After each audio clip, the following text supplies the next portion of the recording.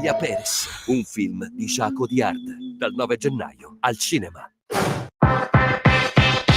Per interagire con Radio Libertà, inviaci un messaggio di testo, audio, video al nuovo numero dedicato a te, 340 6709 659, 340 6709 659. Rimani connesso con Radio Libertà, la tua radio.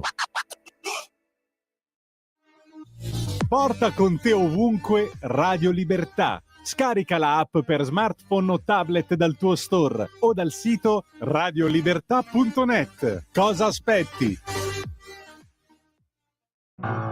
Porta con te ovunque Radio Libertà. Scarica la app per smartphone o tablet dal tuo store o dal sito radiolibertà.net. Cosa aspetti?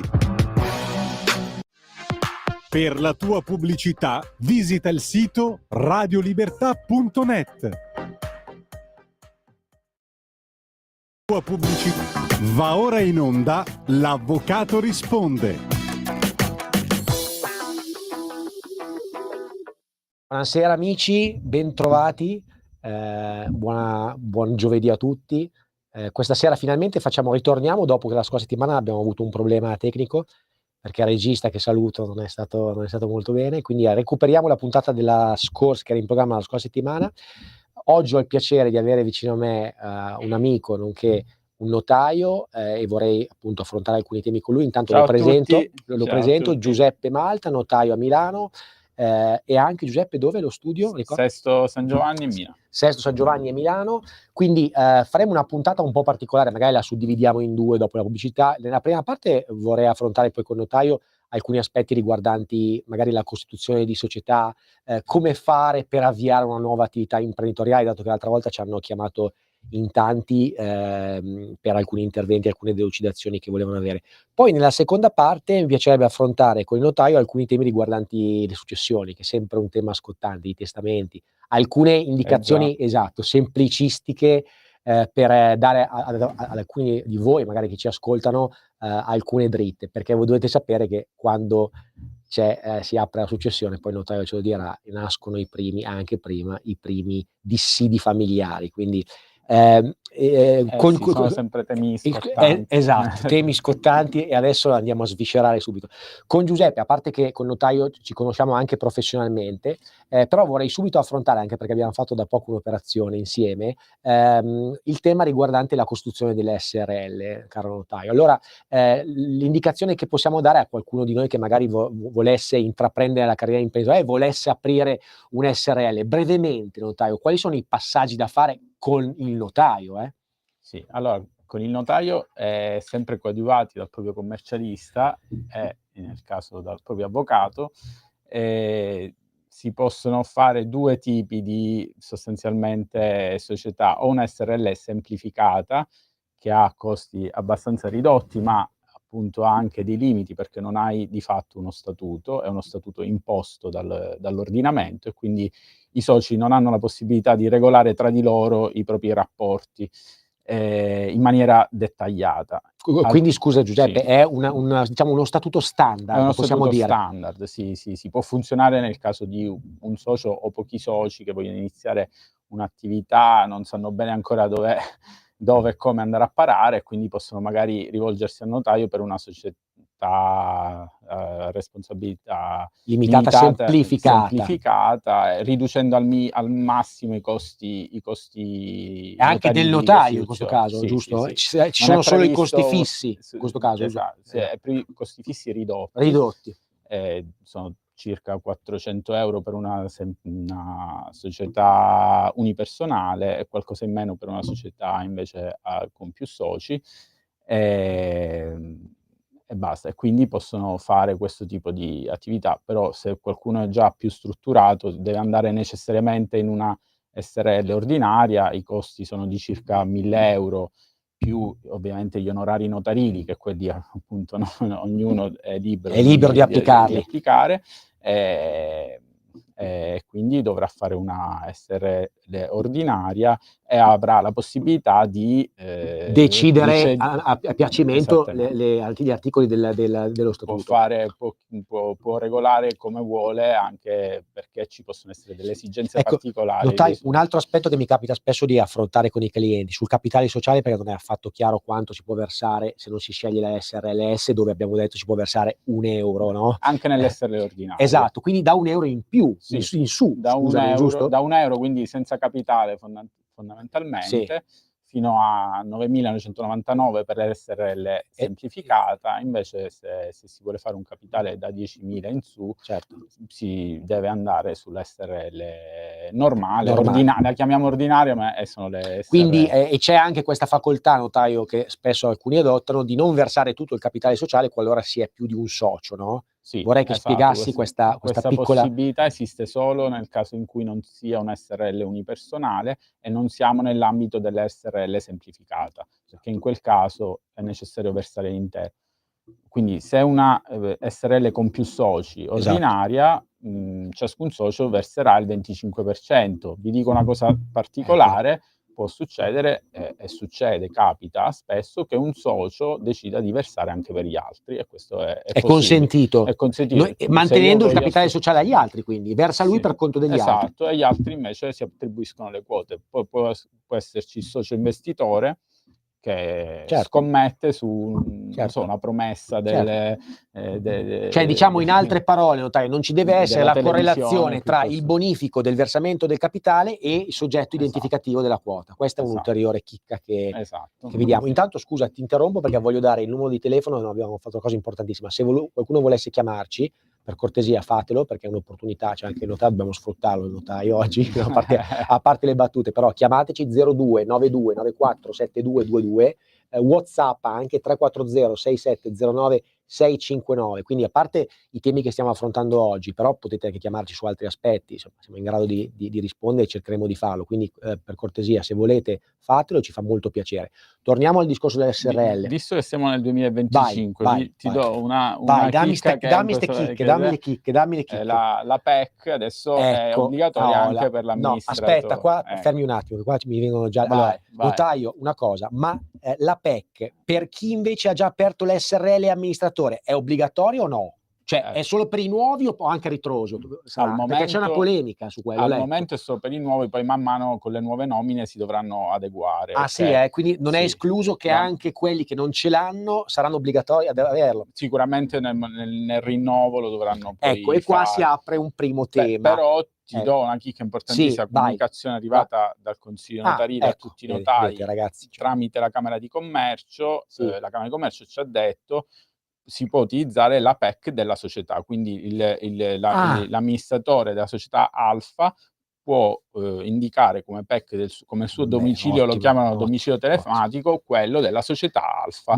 Questa è una Nella società Beta dovrà indicare quello della società Beta. Diciamo che questa chicca che ci stai dando è molto semplificativa, ti volevo dare questa, e secondo me è anche ragionevole. Cosa pensi, Giuseppe? Sì, no, credo che semplifichi, perché chiaramente pensiamo a un amministratore che è amministratore in 3, 4, 5, 10 società, dovrebbe avere 10 PEC, 20 PEC. E poi, perdonami, avevo letto anche una polemica per chi fosse residente all'estero, che ovviamente la PEC non c'è, quindi in questo caso si elude anche questo problema. Perché avevo letto che molte volte dovete sapere, amici, che tanti amministratori magari risiedono all'estero, pur essendo amministratori di società italiane, e la PEC, come sapete bene, è uno strumento, non dico tutto italiano, però in certi paesi non c'è, e quindi arriva un problema in più. In questo aspetto, diciamo che il legislatore è stato, secondo me, mi esprimo magari anche favorevolmente, ha fatto una bella cosa, perché evidentemente così c'è molto più praticità, e secondo me anche dal punto di vista giuridico, per chi dovesse notificare gli atti è molto più semplificato, perché non dovrà più mandare l'ufficiale giudiziario come invece accadeva e accade tuttora, perché c'è maggiore certezza del domicilio. C'è maggiore certezza, e quindi questa è una novità. La PEC è banale perché su qualche euro, poi a maggior ragione se usi quella della società. Non c'è il costo aggiuntivo, devi sperare che la società ti notifichi poi l'altra volta.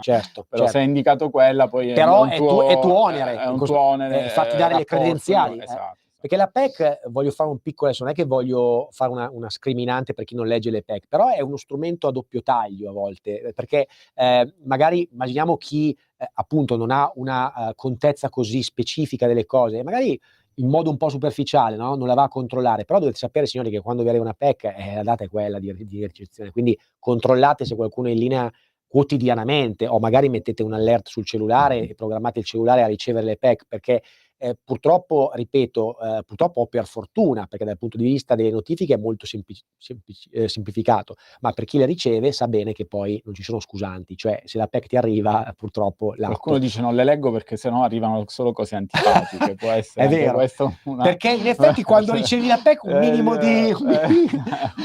di fastidio arriva, però non sempre sono negative poi le PEC, cioè diciamo questa cosa, non sempre, a volte arrivano anche delle risposte positive. Ecco, intanto io sono collegato pure su TikTok, noi siamo super tecnologici, quindi se qualcuno volesse farci una domanda anche qua, noi possiamo dare delle risposte anche qua. Torniamo, notaio, al discorso delle SRL e come tempi, diamo un po' di tempi per partire con l'attività, più o meno, cioè metti caso che io vengo da te, domani apro l'SRL, come avviene poi gli step successivi in termini proprio di tempo? Allora, in termini di tempo sono abbastanza veloci grazie a un protocollo d'intesa tra la Camera di Commercio e comunque anche in questo caso anche il notariato, e quindi sono privilegiate nell'evasione delle pratiche rispetto ad altre pratiche. Per cui in qualche giorno, entro notaio? qualche giorno, sì. Poi calcolate sempre che il notaio, ma dato che il notaio Malta è rapidissimo, cioè lui ha 30 giorni per iscrivere la pratica, però la fa 10 giorni, sì, non sì, 30. Questo non adesso 2 o 3 anni non ricordo, da un po' di quindi anni. 10 giorni dal momento dell'atto, 10 giorni per la Costituzione. Però dato che il notaio è più celere, brucia le tappe, Sì. la notifica subito, e lui giustamente in qualche giorno poi la Camera di Commercio manda la visura di evasione, giusto notaio? Esatto, evasione che sembra un brutto termine, in realtà è il completamento della pratica, quindi è una cosa bella. Non è una parolaccia. Quando arriva questa PEC siamo tutti sollevati. Quando arriva questa non è finita però, amici, perché quando arriva questa PEC, l'azienda, e qua scatto io perché dico una chicca io, il notaio giustamente, l'azienda la fa partire perché dà il protocollo e il notaio giustamente si alza le mani e dice: il mio l'ho fatto. Ma voi dovete stare attenti perché la società è inattiva quando il notaio vi manda la visura e voi amministratori dovete renderla attiva, cosa che è frequentissima. Incominciare un'attività con la visura che vedi sotto inattiva, perché giustamente il notaio questa attività non la fa, perché non può esprimersi sull'attività vera e propria. Immaginiamo che sia un ristorante, cioè il ristorante non è che attiva il notaio al ristorante, certo. Deve essere onere dell'amministratore e dei suoi consulenti fare tutte le pratiche, quindi questo è un aspetto molto è necessaria, scusa se ti Prego, interrompo, una documentazione integrativa che conoscete voi nel dettaglio. Esatto, che sarebbe l'inizio attività, le pratiche comunali, arriverà l'ASL, tutte queste cose, la famosa SCIA, no, si chiama in termini tecnici, che è l'inizio attività, e dovete essere voi amministratori, e qua sono le prime responsabilità gravi e importanti che ha l'amministratore, cioè non prenderla all'acqua di rose, ma andare subito e fare le pratiche, soprattutto se è un'attività non di consulenza, ma è un'attività di vendita al dettaglio, di queste cose, munirsi di tutte le autorizzazioni. Intanto qua ci ringraziano per i consigli, prego, va bene. Per oggi sono gratis, poi dopo cioè, per oggi sono tutto gratis e quindi approfittatene, perché non so se tutte le volte, a parte le battute, però nel senso ci fa piacere poter riuscire a rispondere. Ma speriamo che i consigli si tramutino in atti, bravo, esatto. Non solo notarini. Allora, vogliamo, buttatevi, aprite l'SRL, adesso non è che voglio fare il venditore ambulante, però nel senso di dire quello che avevamo detto l'altra volta con la commercialista, e torno serio qua, cioè nel senso che non è che l'SRL, non dovete vederla così come un mostro, cioè a volte c'è ancora questa idea in Italia, ma l'SRL è uno strumento ottimo per incominciare un'impresa, soprattutto se è un'impresa di un certo livello, per esempio può essere un ristorante, ma siamo pazzi a aprire un ristorante con una ditta individuale? Non si può, aprite un SRL, quindi è uno strumento che è flessibile, secondo me, poi sento il notaio se è d'accordo, e si possono fare tante cose, tante operazioni. Cosa pensa il notaio dell'SRL? Direi che è flessibilissimo. È flessibilissimo. Sì. Si possono fare. E anche categorie di quote, cose che quando mi sono laureato io, quando ho iniziato a studiare io, non è tantissimi anni fa, siamo giovani. Ormai siamo ancora giovani, giovani. non c'erano, quindi cioè, il legislatore ha dato veramente un grande impulso tramite la modifica e aprendo la possibilità, dandoci questo istituto che appunto ci consente da un punto di vista giuridico tantissime cose, ci dà la possibilità ai futuri soci, ai soci, di regolare come veramente desiderano i loro rapporti. Questa è la cosa secondo me più bella subito. e più... Domanda. Altra domanda che capita spesso, ma voglio fare a te. È possibile avere come socio non una persona fisica ma una società in una SRL? Domanda. Non una persona fisica, ma una società, assolutamente, nessun Però c'è limite, ancora questo tabù, problema. C'è ancora questo tabù. No, anzi, esiste proprio un tipo di società che si chiama holding. Certo. Le holding sono fatte per detenere quote di partecipazione in altre società. Certo, ma anche in una SRL normale, come dicevi prima, il socio, quello fondatore che magari puoi scommettere, può essere un socio, una società di capitali. No, assolutamente. A volte capita, no? Perché dici una partecipazione, e questo a maggior ragione è uno scudo in più, perché hai una SRL che ti copre, tra virgolette, anche la privacy. Hai uno scudo in più, non solo dal punto di vista della privacy, ma anche, secondo me, da un punto di vista della possibilità di dare ai giovani, visto che si deve sempre, è giusto sempre parlare ai giovani, dare la possibilità ai giovani o meglio, dare la possibilità ai vecchi di investire sui giovani. Giusto. E quindi di dare di utilizzare, per esempio, uno strumento della società per fare un socio di investimenti che sia investitore, con un socio che invece mette in campo delle capacità,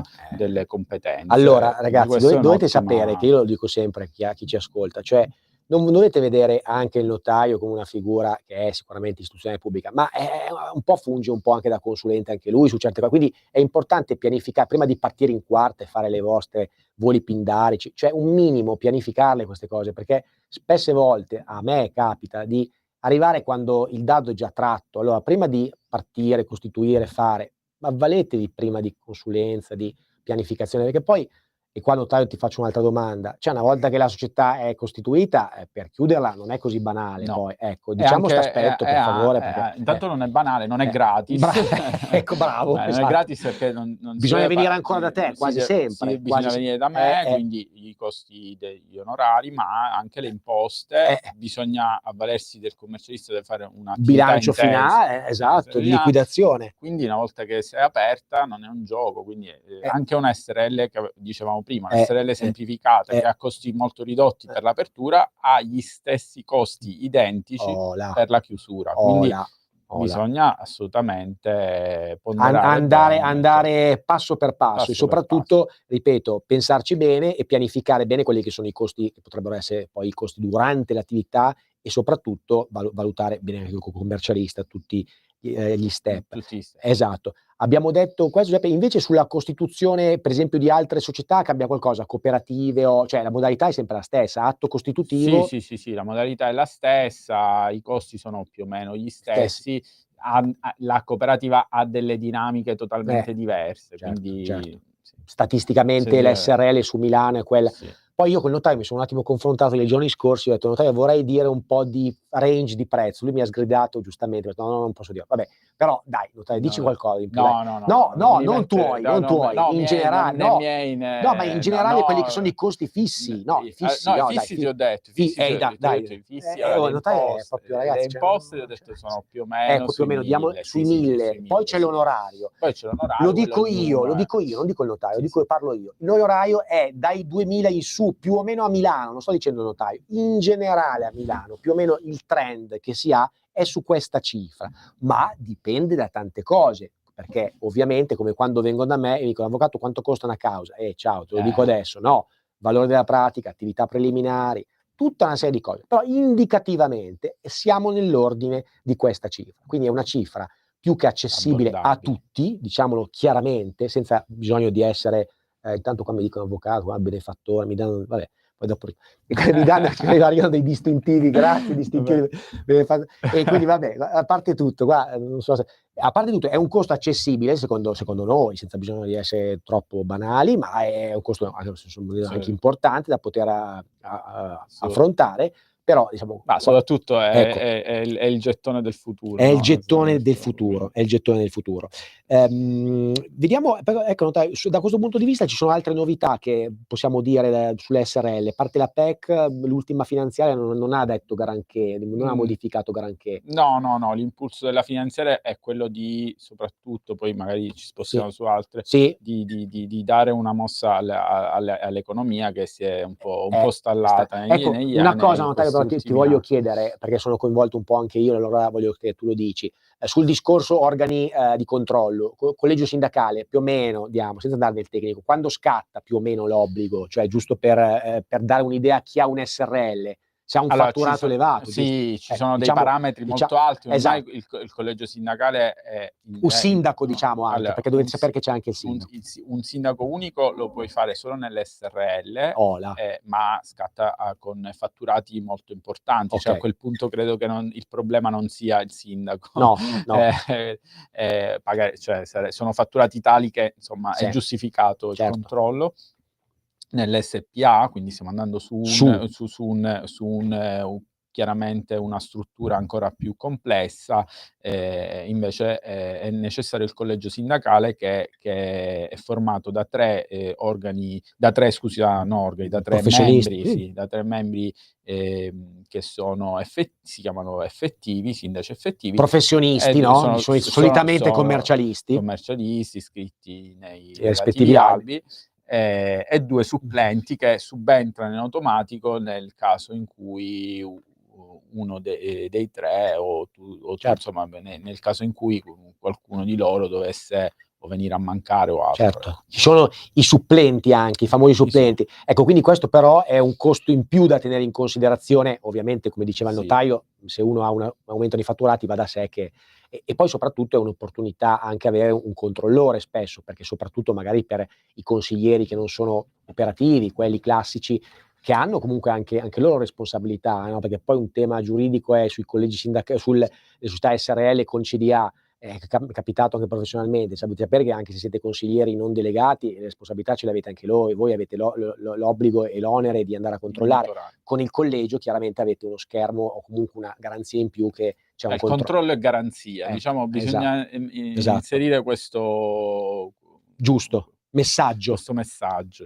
Il controllo e garanzie quindi sicuramente è un po', tra virgolette, potrebbe essere visto in modo superficiale, un po' fastidioso, magari può anche esserlo se c'è uno particolarmente mastino, diciamo, nel controllare, però voi dovete vederla come un'opportunità anche per voi di preservare. Il socio sceglie i sindaci. Il socio sceglie i sindaci, esatto. Poi i soci o i soci. Diciamo. Quanto durano, notaio, i sindaci in carica? Massimo 3 mandati, massimo 3 esercizi. 3 esercizi. Sono più o meno 3 anni, qualcosa in più, poi possono essere ovviamente rinnovati alla scadenza. Mi piace fare domande così al notaio.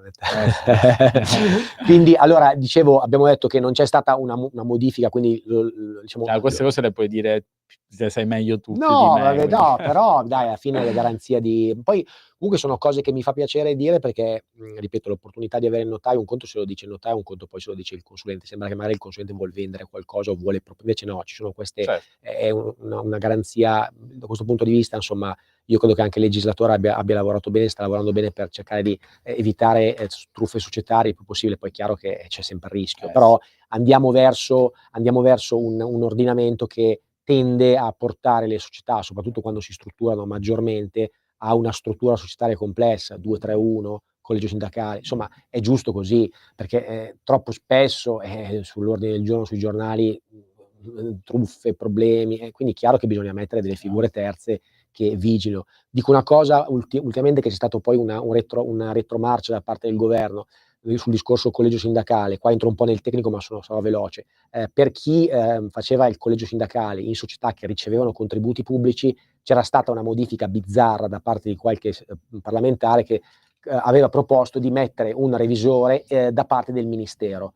Meno male che è stata bocciata, perché sarebbe stato quello sì un problema, perché sarebbe stato una nomina obbligatoria di un soggetto terzo del ministero che doveva controllare anche l'operato del collegio sindacale interno. Questa norma è stata cancellata, quindi sarà lo stesso collegio sindacale, qualora la società abbia contributi pubblici, a dover fare delle verifiche in più per argomentare il fatto che quei contributi sono stati spesi dalla società proprio per quel progetto per il quale li aveva chiesti, perché spesse volte...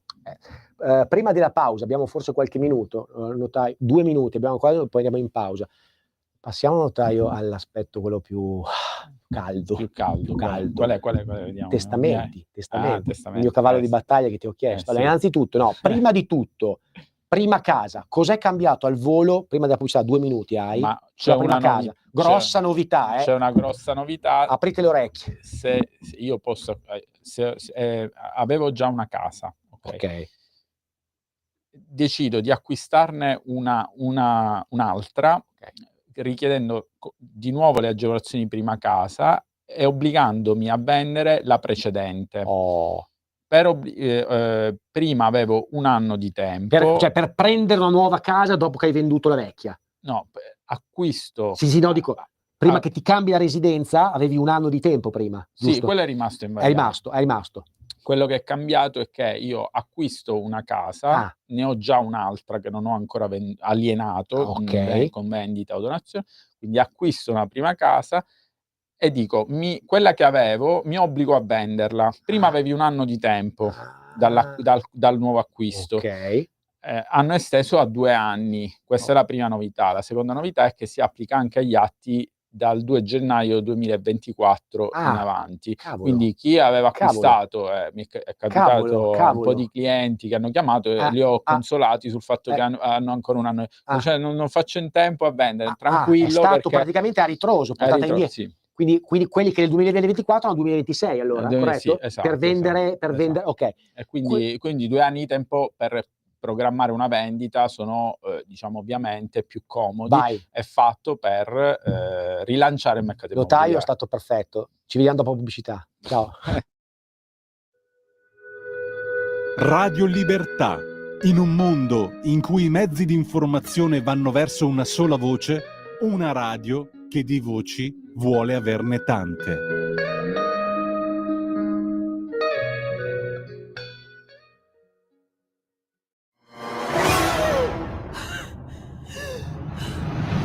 Pensa a respirare.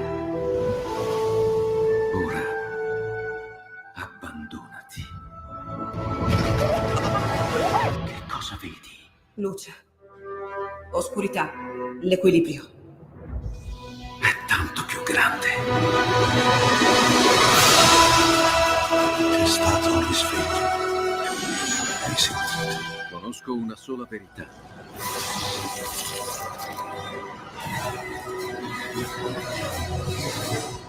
Movie Time ti fa entrare nel vivo del cinema, ti fa sentire come se fossi tu il protagonista del grande schermo. Ogni sabato dalle ore 16. Stai ascoltando Radio Libertà. La tua voce libera, senza filtri né censura. La tua radio.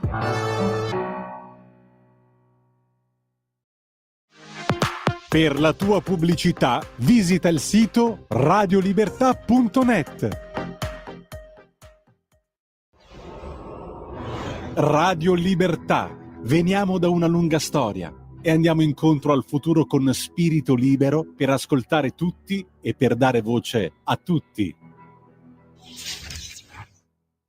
Ciao, eccoci qua, bentrovati, ben ritrovati, perché spero che voi ci stavate ascoltando anche prima. Vi lascio subito il numero. Allora, è un'intimazione abbastanza dura. Chiamateci 0292947222. Io se non ricevo una telefonata nei prossimi 30 minuti succede, non so cosa faccio. Il regista mi ha già calmato, ma chiamateci, a parte tutto, non è che si imbarazzano, no, perché c'è te, il notaio che sa imbarazzare, ma lo potete anche, basta che non ci insulti, io dico sempre basta che cioè non valgono insulti, esatto, vengono bannati, vengono bannati. Poi quindi temi che devono essere abbastanza fruibili, però a parte gli scherzi, fateci le domande anche che esulano da aspetti societari, anche considerazioni, noi le affrontiamo molto praticamente, cerchiamo di essere molto pratici. Allora, notaio, torniamo alla prima. È stata fatta questa riforma che consente a chi era già in possesso di una casa di venderla entro 2 anni anziché l'anno che c'era Entro precedente, anni. perché evidentemente lì anche questo è positiva, possiamo dirlo, perché metteva un pochettino in croce, cioè un anno Sì. sembra tanto, ma come tu ben sai non Sì. è così tanto. No, esatto. Ok. A parte la ricerca dell'acquirente, anche Certo. una volta individuato l'acquirente deve comunque magari avvalersi di un mutuo, Certo. deve Cioè non è così banale. organizzarsi, e quindi comunque 2 anni ha un maggior respiro, e ripeto, ciò che muove la riforma è proprio rilanciare un mercato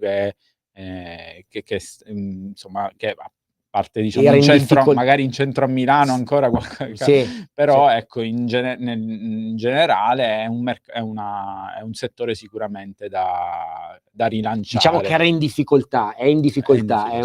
è un po' da rimettere a posto. Ecco, notaio, diamo anche le altre indicazioni sulla prima casa, perché aspetto che quello è Sì. il classico, Il classica classico, domanda. So certo. quante volte te lo chiedono, io non voglio immaginare un notaio quante volte dovrà rispondere a questo quesito, però Ci fa sembra piacere rispondere. sembra Sì, banale, ci ma fa non lo è piacere. affatto, No. non è affatto. Quindi, signori, vai Giuse, prego. Allora, dimmi, ti dico Cioè io brevemente. banalmente Sì, vengo da sì. te, mi sposo domani, non ho la prima casa, dico notaio, io ho identificato questo immobile, Allora, vorrei adibirlo a prima casa. Tu Allora, che tipo di... quello che devi fare è intanto, vabbè, a parte acquistarla, ok, Tecnicamente. trasferirci la residenza, Senza. ma hai un margine di tempo molto ampio, che è 18 mesi Perfetto. dall'acquisto. Dal quindi, insomma, momento che l'acquisti sì. avete 18 mesi per andare all'anagrafe del comune e mettere la residenza lì. A Ok? meno che tu non sia già residente nello stesso comune. A quel punto, diciamo, non hai già adempiuto all'obbligo, la dovrai spostare nell'indirizzo, perché sei già residente. Allora, signori, allora conto. Nell'indirizzo, Scusa, sì. scusa, perché Vai. allora vuol dire che le mie intimazioni hanno un valore ancora. C'è una telefonata, prego. Fermiamoci. Prego, buonasera. Buonasera, sono Maurizio. Tanto da Verona. piacere, Ciao, Maurizio, Maurizio. prego. Volevo chiedere qualcosa riguardo della Tari, è possibile? La Tari, prego. La Tari, per quanti anni il comune può andare a ritroso? Sì. Cioè, io ho ricevuto un'intimazione di pagamento dell'anno 2018 e ho ricevuto la raccomandata il 2 gennaio di quest'anno. Ok, quindi di 2018 5 anni amministrativi. allora dovrebbero essere 5 periodi di imposta, ma adesso poi le rispondo tecnicamente, ma dovrebbe essere come l'IMU, quindi lei il 2018 dovrebbe essere prescritto, attenzione. Quindi lei cos'è, un'intimazione di pagamento o è già una cartella esattoriale? No, è una bonaria, un'intimazione bonaria da pagare entro 10 giorni, che però era stato avviato nel 2024. Ah, l'era già arrivata prima? Sì, nel 2024 era arrivato che dovevo, perché questa è una seconda Allora purtroppo, casa. no, intanto ho fatto una piccola verifica io sulla mia banca dati. Allora, 5 anni è il termine di prescrizione della Tari, però è chiaro che se le hanno già mandato un atto interruttivo della prescrizione, purtroppo decade, capisce? Quindi rientrano nei termini se ne avevano già mandato prima di questo avviso un altro avviso, capisce? Sì, avevano mandato un avviso, adesso non so se per raccomandata Questo però capisce che allora adesso poi le rispondo. Se c'è altro mi dica, se no le rispondo e poi gli do tutte le informazioni che posso darle. C'è altro. Ok? C'è altro. A presto, ci chiami ancora. Arrivederci. Allora, bella domanda, ma qua entriamo nel tecnico. Poi soprattutto io non vedo documenti, quindi non per essere quello che non vuole esprimermi, però in generale dovete sapere che la Tari è come l'IMU, quindi i termini degli anni sono 5 anni per i quali il comune può venirvi a chiedere i soldi, sono semplicistico. È chiaro che però, come nel caso del signore, se precedentemente l'avviso che ha ricevuto, che apparentemente all'inizio sembrava essere fuori termine, perché il 2018 è già decaduto, ma se il comune ha mandato già prima un altro avviso, immaginate la multa, no? La classica multa. Se il comune ti manda un avviso e poi la cartella della multa ti arriva dopo, quell'avviso iniziale ha bloccato i termini di prescrizione, quindi a quel punto tu sei debitore di quella somma. e se Te l'ha notificata in tempo. Bravo, te l'ha notificata in tempo, ecco. No, per il notaio, scusate, è anche avvocato, giusto notaio? Sì, no, non mai Sì, però sei cioè non è che si scherza qua, signori. No, ma ho detto una cosa banalissima. No, va bene, però è giusto, no, ti volevo fare un assist. Sono quasi offeso che la domanda non era sulla prima casa. Ma adesso, adesso facciamo un'altra intimazione, aspetta. Qui no, vi ripeto, quindi il signore, a parte che adesso le do anche la mail, perché noi abbiamo anche la mail, ci può scrivere se vuole, e che si chiama l'avvocatorisponde@dirittissimo.com, dove se vorrà lei ci manda il documento e noi lo analizziamo un attimo con più attenzione, perché detta così alla radio non è, cioè, mi sembra un po' superficiale. Certo. Però in generale purtroppo la notizia che posso dare da quello che mi ha detto, quell'atto che le hanno inviato l'anno scorso, purtroppo non è buono per lei, perché sembrerebbe che il comune le abbia già notificato il fatto che lei era debitore della Tari, e quindi mi sa che sta Tari sa da pagare. Però se vuole ci mandi una mail e ci mandi l'atto e noi le risponderemo. Detto ciò, notaio, torniamo a quanto stavamo dicendo prima sulla prima casa, che ti ho interrotto, prego. No, figurati, anzi, ha fatto piacere l'intervento. Quindi appunto acquistando la prima casa, se non si hanno altre case, non basta, tutto lì, è molto, molto semplice. Diciamo è più critico, nel senso è più da attenzionare se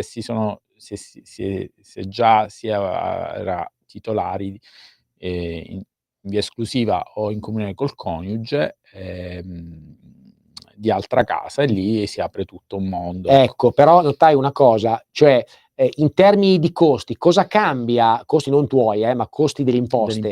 Cosa cambia? Qual è il grosso vantaggio di avere la prima casa? Il vantaggio è intanto le case rispetto a tutti gli altri immobili, tra virgolette, salvo esenzioni particolari, agevolazioni particolari, sono comunque agevolate dal fatto che vanno tassate sul valore catastale e non sul valore di mercato. Quindi le percentuali che vi do non si applicano al prezzo di acquisto, ma si applicano a un valore catastale che non facciamoci sentire dal legislatore, sono molto bassi. Ecco, diciamo che c'è un guadagno, possiamo dirlo. C'è sicuramente un guadagno cospicuo, soprattutto su certi valori, su valori bassi di compravendita. Ovviamente il vantaggio è minore, però di solito tu prendi i valori catastali e applichi 2% se è prima casa, 9% se è seconda casa. Cioè, capite bene, sono 7 punti percentuali, no? Quindi se acquisti da costruttore invece c'è un'IVA agevolata. Ok.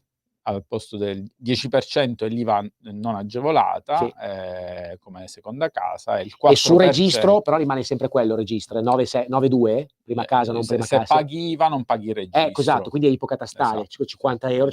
No, 50 euro sono nel caso di registro, quindi acquisto da privato. Ok. Acquisti da privato, 2% come prima casa, 9% come seconda casa, più quelle che dicevi tu, ipotecari e catastali. Invece se acquisti da costruttore pagherai delle imposte fisse al notaio, certo. Sono imposte abbastanza basse, e paghi al costruttore l'IVA, che può essere o alle 10 se seconda casa o al 4%, lì ovviamente sul prezzo, non sul valore notaio, e invece andiamo un po' più difficile, perché adesso qualora uno che compra la prima casa si intesta la prima casa, immaginiamo che il classico coppia, no? Si intesta la prima casa, poi si separano e qualcuno di questi decide di vendere la quota o la vende alla prima. C'è un'altra telefonata. La mia intimazione ha funzionato. Cioè, bisogna essere così, signori, non si può. Prego. Bisogna minacciare. Prego, buonasera. Buonasera. Sì. Sentivo prima che...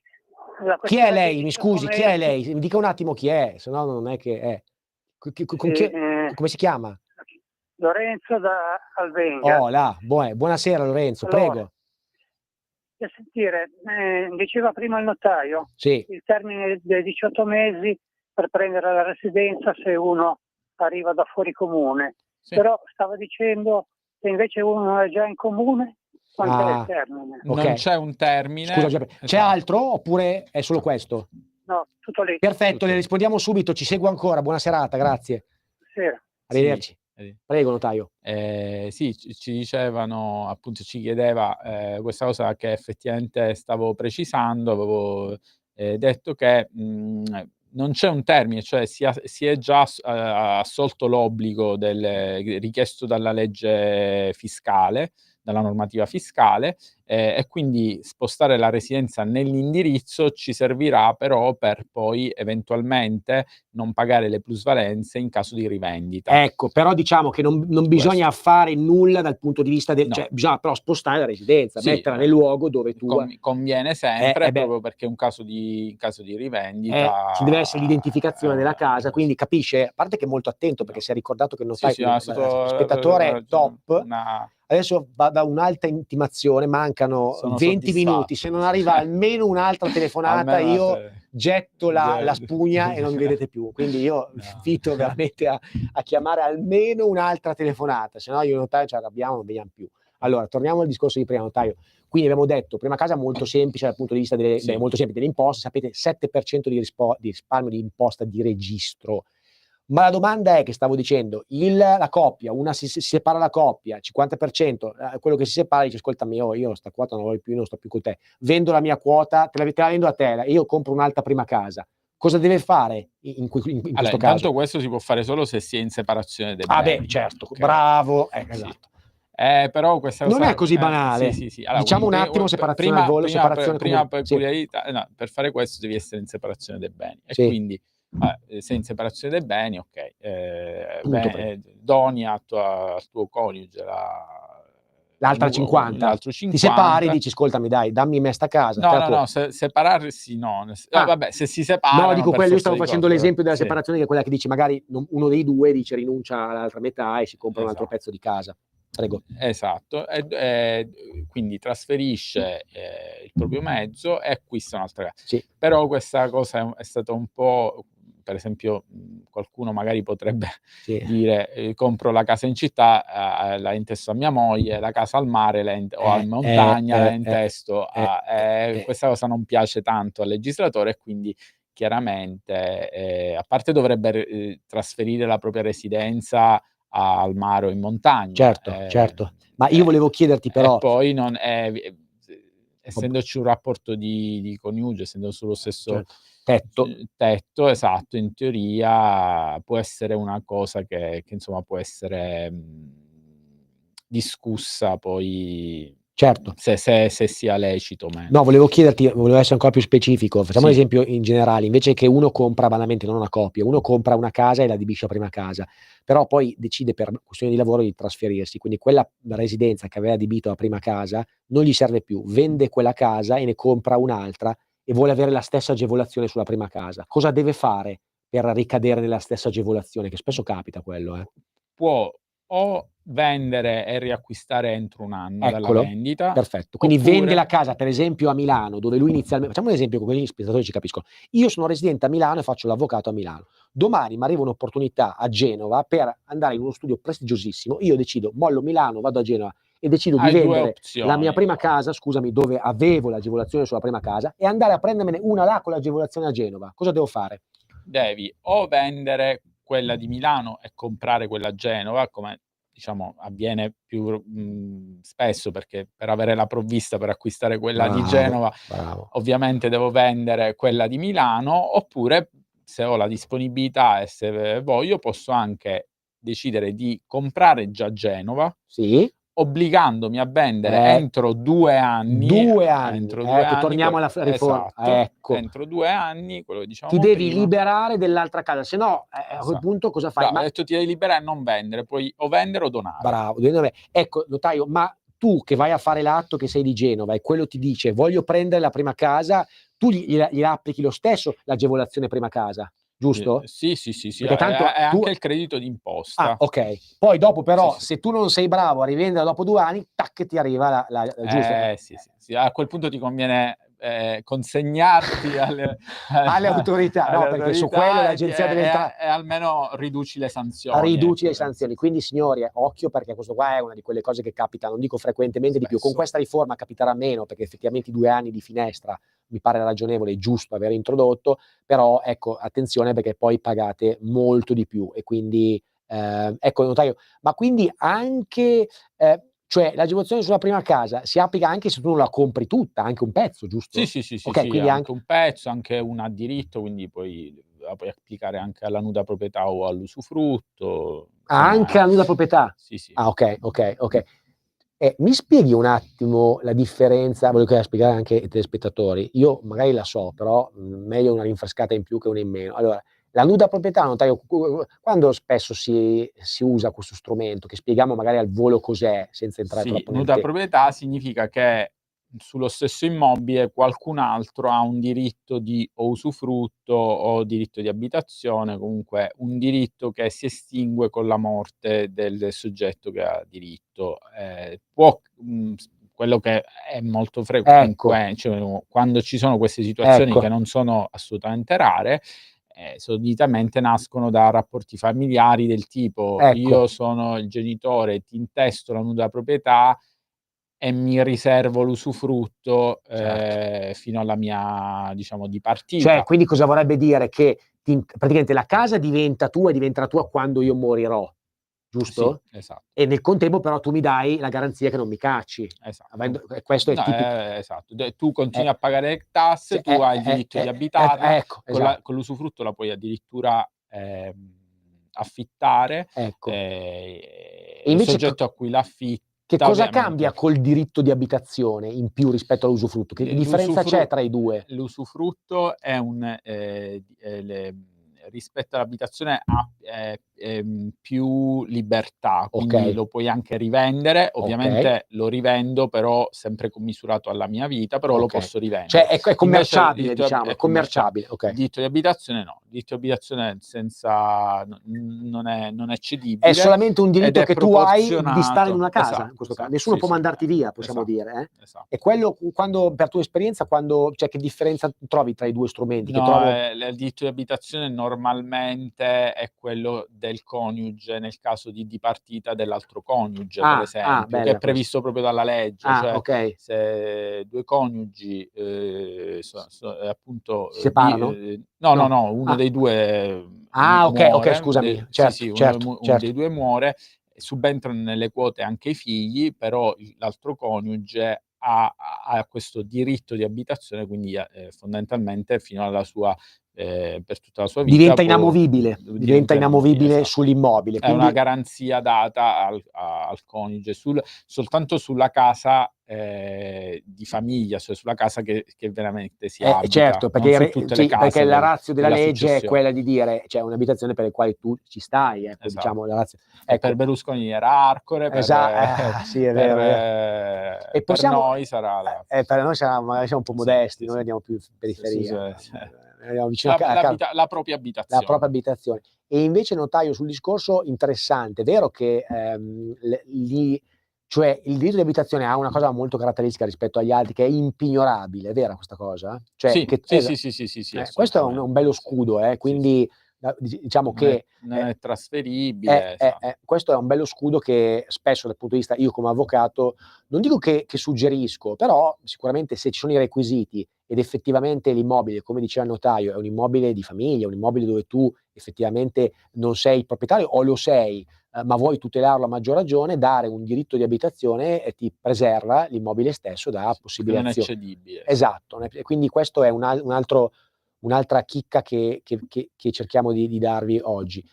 Sul discorso invece, ecco notaio, passiamo al discorso invece, abbiamo chiarito, spero, il discorso prima casa, poi vabbè qualcuno ci scriverà e ci chiamerà. Avete ancora 10 minuti, io sono una telefonata entro 10 minuti.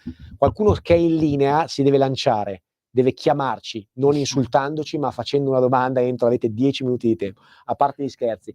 Su invece, notaio, passando al discorso che più mi interessa, testamento, no? Sì. Allora, che funzione ha il notaio sul testamento? Una persona può venire da te e consegnarti un testamento? Domanda secca. Assolutamente sì, assolutamente sì. Cioè, cosa devi fare? Io domani vengo da te e dico, notaio, guarda, io non mi fido di nessuno, non mi fido di mia sorella, mi fido solo di te. Si chiama deposito fiduciario, è un testamento nel caso in cui quello che mi stai, diciamo, segnalando, è un testamentolografo, quindi scritto di pugno dal testatore, da te, che consegni al tuo professionista di fiducia. Certo. Quindi in quel caso il notaio, fino al momento del deposito, nel momento in cui tu sei in vita, lui ne è appunto il custode. Il custode. Ecco, ma lì notaio tu devi fare qualcosa dal punto di vista formale, no? No. Hai in deposito una scheda testamentaria, Certo. la tieni, ovviamente la preservi. E quando avrai il diritto di aprirla? Quando gli eredi o se ne hai o se il notaio ne ha conoscenza in qualche modo. Spesso ne ha, perché se ovviamente qualcuno chi dà è questa... interessato ovviamente all'input propone,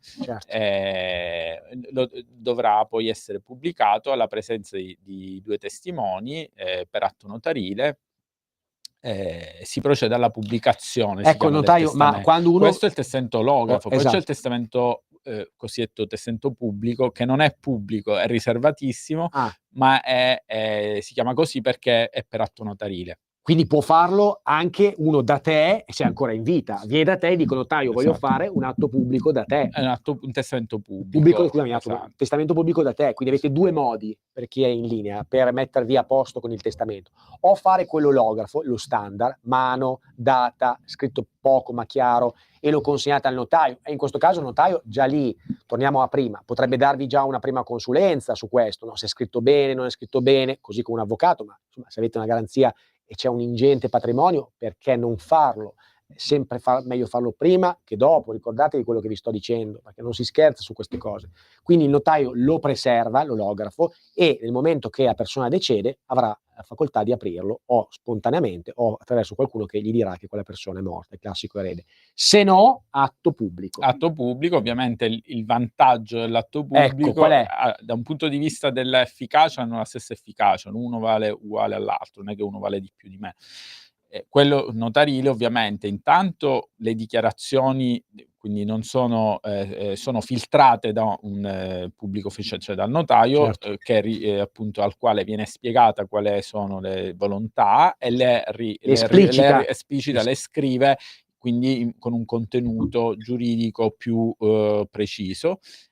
Questa è la prima fondamentale caratteristica.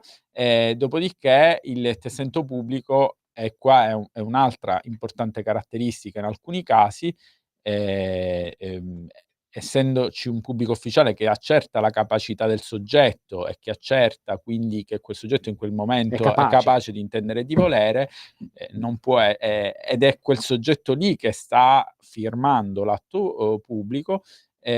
Su questo è incontestabile, cioè non è contestabile il fatto che in quel momento il soggetto fosse incapace o non fosse lui a scriverlo, cosa che invece il testamento olografo può essere impugnato o per falsità o perché c'è il rischio, c'è qualcuno che potrebbe immaginare che nel momento che tu l'hai fatto non eri capace, che non è così banale, oppure ti hanno intimato, sottoposto. Invece col testamento notarile, chiamiamolo per essere più semplicistici, col testamento notarile è il notaio che accerta che in quel momento il soggetto era capace, non era costretto a fare qualcosa. Sono cose che possono capitare. Sì. Ecco, notaio, casi un'altra domanda, soprattutto quando si è in tarda età, insomma. Un'altra domanda, notaio, a bruciapelo. Chi volesse non accontentarsi del testamento, quanto tempo ha per eventualmente fare un'azione impugnando il testamento stesso? Magari perché non è contento, non sono state lese le quote legittime. Questo è possibile solo dopo la morte del soggetto, questo è giusto precisarlo, doveroso. So che mio padre ha fatto testamento, vado dall'avvocato, precisalo, giusto. Okay. E quindi non è possibile fare nulla finché non. Dopodiché, una volta che appunto si apre la successione, quindi regolata da questo testamento, si può impugnare nell'eventualità in cui siano lese. Notaio, secondo te, dalla tua esperienza, quando è il caso più frequente che si può può succedere che, perché è possibile farlo sia per testamento notarile che per testamento olografo, che uno escluda uno dei legittimari, e lì è sicuramente impugnabile. Ecco la classica Sì, che sì, non è sì. così banale, perché è come il discorso di prima: se uno non pianifica bene le cose, creerà un testamento che non sta in piedi, e quindi se mi escludi la quota legittima è che evidentemente stai facendo involontariamente non del bene agli eredi. Per questo che dico, signori, attenzione, ve lo dico io da avvocato, perché ne ho fatte migliaia no, ma davvero decine di situazioni di questo tipo, dove arrivano da me dopo, quando il dado è tratto. No, arrivate prima, pianificate prima con l'avvocato, col notaio. Sono costi, ma ne va della vostra vita, ne va dei vostri eredi. Ma scusate, se fate un atto così, con la volontà di far del bene, poi procurate già un primo problema, il primo erede, pensate a questo, ma è vero. Certo. Quindi, allora, attenzione, a massima attenzione. Qua abbiamo quasi concluso, anzi, abbiamo concluso la lista, mi dici ciao, vai via. Io ringrazio tantissimo il notaio Giuseppe Malta. Ringrazio io, è stato un onore averti qua con me e credo di aver fatto una bellissima puntata. Grazie per chi ci ha chiamato, richiamateci ancora e ci vediamo al prossimo giovedì. Ciao. Ciao a tutti. Ciao. Avete ascoltato l'Avvocato